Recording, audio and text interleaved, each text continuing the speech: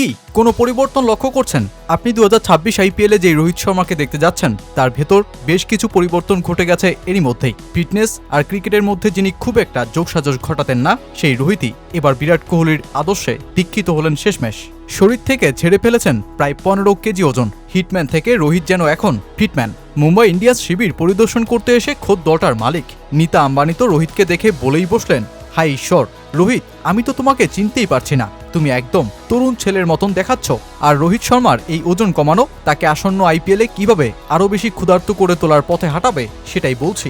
রোহিত যখন প্রায় 39 বছর বয়সে চমকে দিয়েছেন, তখন অন্যদিকে ভারতের ফিটনেস আইডল বিরাট কোহলি ও তার দল রয়্যাল চ্যালেঞ্জার্স ব্যাঙ্গালুরু উপভোগ করছে ভিন্ন একটা চাপ। বোলার সংকট থেকে শুরু করে সেই চাপ আরও বাড়িয়েছে বরং গৌরবের 2025 আইপিএল ট্রফিটাও।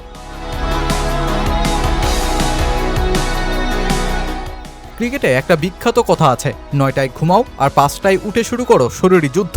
বর্তমান আধুনিক ক্রিকেটে ফিটনেস কতটা জরুরি সেটা তো জানে গোটা ক্রিকেট বিশ্বই। যদিও রোহিত শর্মা সেই বিশাল লম্বা ক্যারিয়ার কাটিয়ে চলে এসেছেন ফিটনেসকে অবহেলা করেই, কিন্তু 2026 আইপিএলটা তার জীবনের ভিন্ন একটা গল্পই লিখতে যাচ্ছে।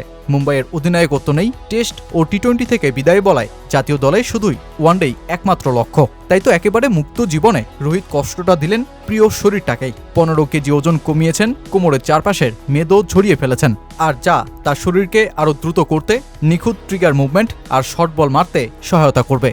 গত এক দশকের মধ্যে সবচেয়ে ফিট হয়ে সামনে আসা রোহিতকে দেখে তাই নীতা আম্বানির অবাক না হয়েই বা উপায় কি? আইপিএল আর 2027 ওয়ানডে বিশ্বকাপকে টার্গেটে রাখা রোহিত যেন শেষ বেলায় আরও ক্ষিপ্র ও স্বাভাবিক খেলাকে স্টাইলিশ করতে মরিয়া। অন্যদিকে একই পথের পথিক বিরাট কোহলির চ্যালেঞ্জটা একটু ভিন্ন। ক্রিকেট ও ফিটনেস আইডল কোহলির জন্য 37 বছর বয়সে এসেও এমন ফিটনেস দেখানো অবাক বানানোর কিছুই নেই, কিন্তু তার দল রয়্যাল চ্যালেঞ্জার্স ব্যাঙ্গালুরুর জন্য 2026 আইপিএল ভিন্ন চাপ তৈরি করেছে। 17 মৌসুমের অপেক্ষা, দীর্ঘ হতাশা, অল্পের জন্য শিরোপা না ছুঁতে পারার আক্ষেপ শেষে 2025 সালে দলটার দেখা মেলে ট্রফি। আর এবার দলটায় একেবারেই ভিন্ন পরিবেশ। মালিকানা বদলে গেছে, শোকেজে ট্রফিটাও এসে গেছে, কিন্তু ডিফেন্ডিং চ্যাম্পিয়ন হয়ে শিরোপা ধরে রাখার চাপ, সেটা তো দলটার জন্য নতুন চ্যালেঞ্জ। আইপিএল ইতিহাসে কেবল এমএস ধোনির অধীনে চেন্নাই ও রোহিত শর্মার অধীনে মুম্বাই ইন্ডিয়ান্স টানা 2বার শিরোপা জেতার কীর্তি করেছে। আর এই আসরে ডিফেন্ডিং চ্যাম্পিয়ন আরসিবি যখন একটা মানদণ্ডে পরিণত হয়ে গেছে, তখন আরসিবিকে বারংবার মনে করতে হচ্ছে শিরোপা জেতার চেয়ে সেটাকে ধরে রাখা আরও বড্ড কঠিন। আরসিবি 2026 আসরে ব্যাট হাতে যে কোনো কিছুই করে বসতে পারে। ফিল সল্ট আর বিরাট কোহলির ওপেনিং জুটি থেকে শুরু করে একেবারে নাম্বার 8 পর্যন্ত দলটা রানের গতি ধরে রাখতে সামর্থ্য রাখে। জ্যাকব ব্যাথেলের নয়া সংযোজন আরসিবিকে ব্যাটিংয়ে আরও বেশি ভয়ঙ্কর করে তুলেছে, কিন্তু তবুও দল হিসেবে আরসিবি আদর্শ নয় ওদের বোলিং সংকটের কারণেই। দলটার বোলিংয়ে দুশ্চিন্তার বড় কারণ জস হ্যাজেলউড। গত নভেম্বর থেকে তিনি সব ধরনের প্রতিযোগিতামূলক ম্যাচ থেকে দূরে, তাই তার পোক্ত প্রস্তুতির ঘাটতি চিন্তায় ফেলেছে দলটাকে। সেই সাথে জস দয়ালের অনুপস্থিতি বেঙ্গালুরুর জন্য আরও চাপ তৈরি করেছে। আর এই দুই পেসারের বাড়তি চাপ সইতে হবে ভুবনেশ্বর কুমারকে।